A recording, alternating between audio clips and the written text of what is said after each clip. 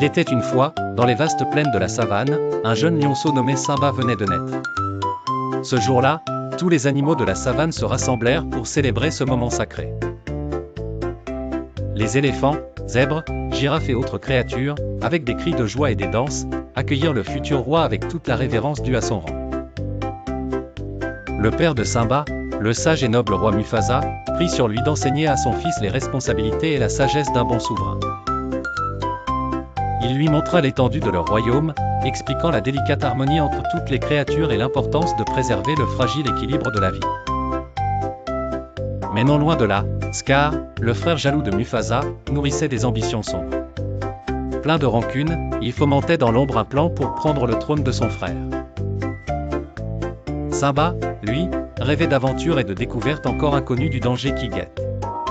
Un jour, désireux de vivre des frissons loin des yeux vigilants de son père, il écoute les promesses trompeuses de Scar.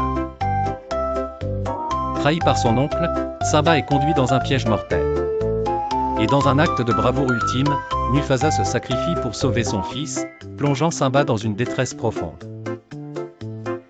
Scar profite de la confusion et accable Simba de culpabilité, lui faisant croire qu'il est responsable de la tragédie. Perdu, accablé, Simba s'exile loin dans le désert, suivant un chemin solitaire.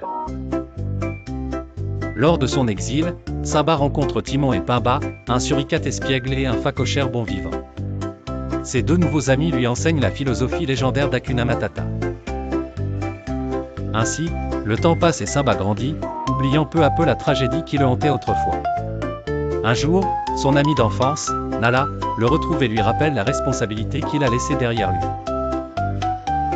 Elle lui raconte la souffrance de sa terre natale sous le règne cruel de Scar.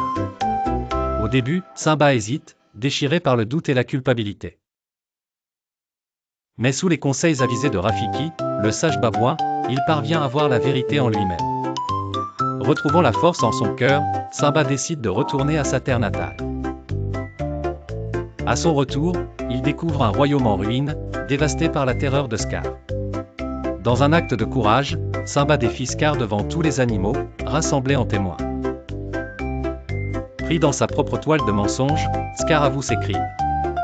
Son propre venin provoque sa chute. Simba reprend alors sa place de roi légitime.